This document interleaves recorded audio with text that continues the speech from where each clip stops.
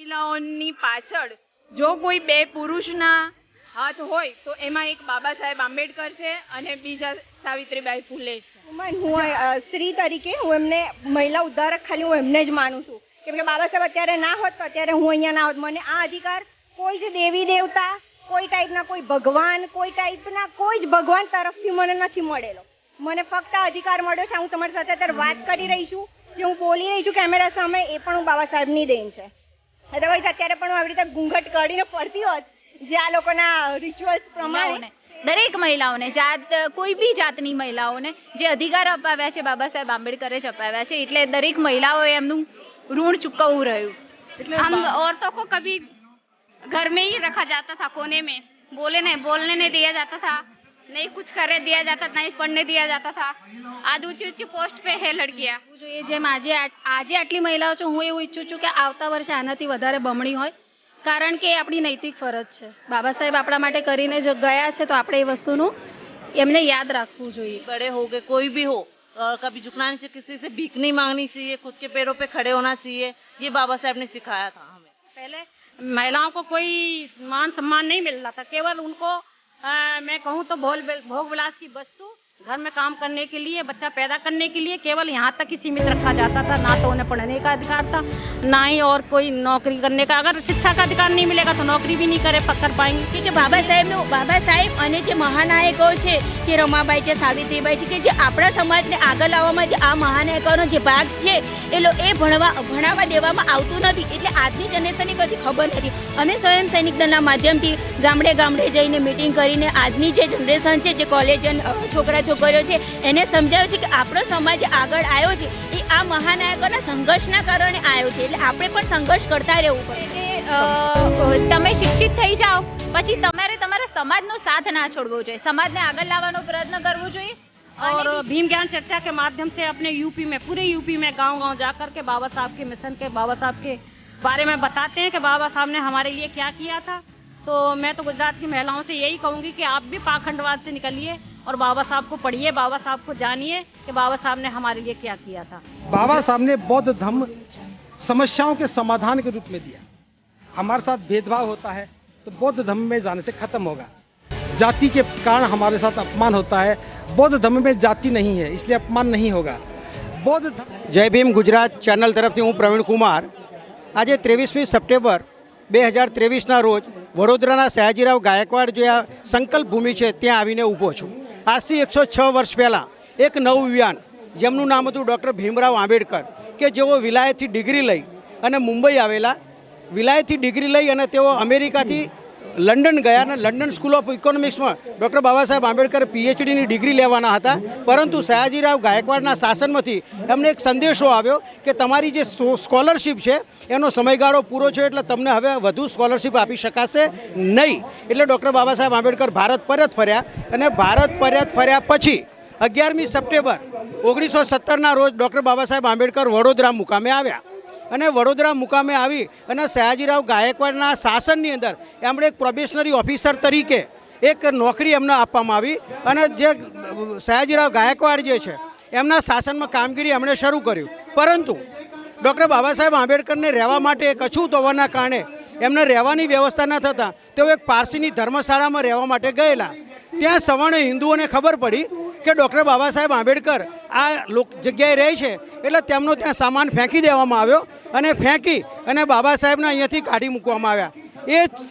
એ દિવસે 23મી સપ્ટેમ્બર 1917ના રોજ ડૉક્ટર બાબા સાહેબ આંબેડકર, હું જે આપને બતાવી રહ્યો છું, જેને સંકલ્પ ભૂમિ કહેવામાં આવે છે, અહીંયા આ કમાટી બાગની અંદર ડૉક્ટર બાબા સાહેબ આંબેડકરે આવી અને ખૂબ જ પ્રસ્તાવો થયો એમને કે હું જે જાતિમાં જન્મ્યો છું, મારી સાથે જે ભેદભાવ રાખવામાં આવે છે એ હું જ્યાં સુધી દૂર નહીં કરું, જ્યાં સુધી હું જાતિવાદ દૂર નહીં કર્યું, જ્યાં સુધી અનટચેબિલિટી દૂર નહીં કરું, ત્યાં સુધી હું જંપીશ નહીં. એવા એક દ્રઢ નિશ્ચય સાથે, એક સંકલ્પ સાથે એ 26 વર્ષના નવયુવાને અહીંયા સંકલ્પ કર્યો. એ આ જગ્યા છે. આજથી 106 વર્ષ પહેલાંનો સંકલ્પ આજે ભારતના બહુજનો માટે એક આશીર્વાદરૂપ સાબિત થયો છે. તમે આજે જોઈ રહ્યા છો કે વડોદરાની અંદર લાખો લોકો અહીંયા બાબા સાહેબ આંબેડકરને સલામ કરવા માટે આવ્યા છે અને એમનો સંકલ્પ લેવા માટે આવ્યા છે. અને દરેક ભારતનો નાગરિક જે બહુજન નાગરિક છે, જે અધિકાર વંચિત હતો, જે શોષિત હતો, જે પીડિત હતો, એ સમાજ અહીંયા બાબા સાહેબને સલામ કરવા માટે આવ્યો છે.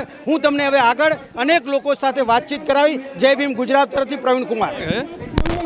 मैं हर साल यहाँ पर आता हूँ और नई नई प्रेरणा लेकर जाता हूँ. मुझे आज भी ये कहना है कि छूताछूत पूरी तरह से नाबूद नहीं हुई है, क्योंकि हम लोगों का इतना बड़ा जुलूस निकलता है, फिर भी पेपर वाले कुछ छापते नहीं ज़्यादातर, न तो टीवी में देते हैं. औरों का जो होता है वो तुरंत फटाफट लिखते हैं और लंबा चौड़ा करके देते हैं. ये और नहीं तो दूसरा है ही क्या है. धन्यवाद. आपका शुभ नाम क्या बताया आपने?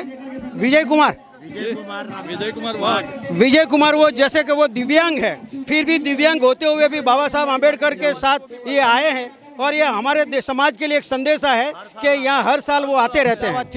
ડૉક્ટર મહેરિયા સાહેબ છે કે જેઓ હેડ ઓફ ધી ડિપાર્ટમેન્ટ હતા બીજે મેડિકલ કોલેજની અંદર, અને તેઓ પણ દર વર્ષે અહીંયા બાબા સાહેબ આંબેડકરની સંકલ્પ ભૂમિ આવે છે, તો એમને જ આપણે સાંભળીએ. ડૉક્ટર મહેરિયા સાહેબ. જય ભીમ. હું ડૉક્ટર કે.એમ. મહેરિયા, બાળ વિભાગ વડા, સિવિલ હોસ્પિટલ, SMS હોસ્પિટલ. અને આજે 106 વર્ષ પછી જ્યારે બાબા સાહેબના આ વૃક્ષ નીચે એમને જે સંકલ્પ કર્યો હતો, ત્યારે આટલો મોટો વિશાળ સમુદાય જોઈને અમે ખૂબ આનંદ થાય છે. કેળવણી સિવાય કોઈ ઉદ્ધાર નથી, કારણ કે શિક્ષણ એ પણ એમણે આપેલું એક સૂત્ર છે.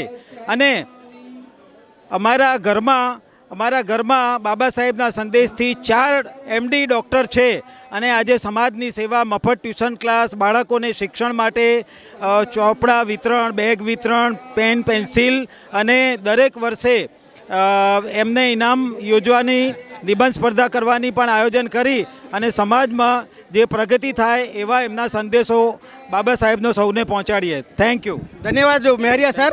જેઓ Ahmedabad doctor Kalpesh Shah, Gandhinagar civil surgeon હતા, તેમને આજે સંકલ્પ દિવસે એમને સાંભળીએ. Doctor Shah sir.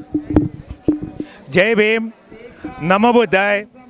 આજ રોજ 23મી સપ્ટેમ્બરના રોજ સંકલ્પ દિવસે બધા મિત્રો સાથે આંબેડકર સાહેબના કારણે જે અમે આ ધોળા કપડાં, સારા કપડાં, વ્યવસ્થિત અધિકારી તરીકે જે પહોંચ્યા છીએ, એના માટે ઋણ અદા કરવા માટે એ જે જગ્યાએ એમનું રુદન અકલ્પનીય, અમાન્ય જે રુદન હતું એ તો જોયું નહોતું, પણ આજે એ જગ્યા, પવિત્ર જગ્યા જે સયાજીબાગ ગાર્ડનમાં આવી ગયા છે, અને એના અમે એક ભાગીદાર બનવા માગીએ છીએ.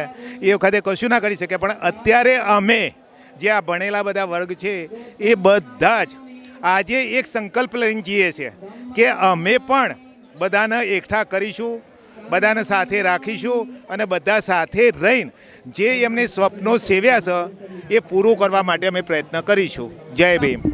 મારું નામ દીપસિંહ ઠાકોર, ગુજરાત મૂળ નિવાસી સેનાના અધ્યક્ષ છું, અને અમદાવાદ મારું હાલ રહેવાનું, અને વ્યવસાય ખેતી અને સામાજિક આંદોલનો, સામાજિક જે બી કાર્યક્રમો થતા હોય એમાં ભાગ લેવા હું કાયમ જાઉં. દીપસિંહ ઠાકોરભાઈ, આપ અમદાવાદમાં રહો છો અને મૂળ નિવાસી સંઘ સાથે આપ કામ કરી રહ્યા છો, તો આજે આપણે સંકલ્પ ભૂમિ બરોડા તમે આવ્યા છો, તો આપ અત્યારે બાબા સાહેબ આંબેડકર માટે શું કહેવા માગો છો? બાબા સાહેબે જે આ જગ્યાએ સંકલ્પ લીધો એ બાબતે હું મારી લાઈફમાં પહેલી વખત આવ્યો એ જગ્યાનો, અને જગ્યાથી અભિભૂત થયો.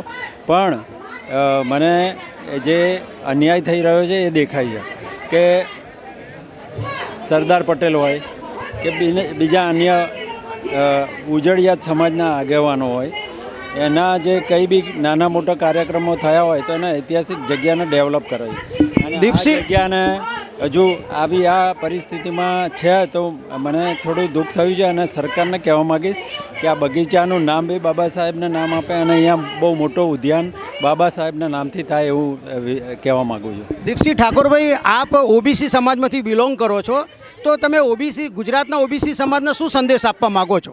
હું ગુજરાતના ઓબીસી સમાજને સંદેશો આપવા માગું છું કે બાબા સાહેબે જે બંધારણમાં 340, 341 અને 42 જે અમારી વ્યવસ્થામાં ભાગ માટેની જે કલમો મૂકી એમાં ઓબીસી માટે બાબા સાહેબે 340 પહેલાં વિચાર્યું, એમના સમાજની પછી વિચાર્યું, અને ઓબીસી માટે જે બાબા સાહેબે બંધારણમાં હક ને અધિકાર મૂક્યા છે એ ખરેખર અમારા સમાજના ભગવાન રૂપ છે બાબા સાહેબ. ઓકે, ધન્યવાદ સર.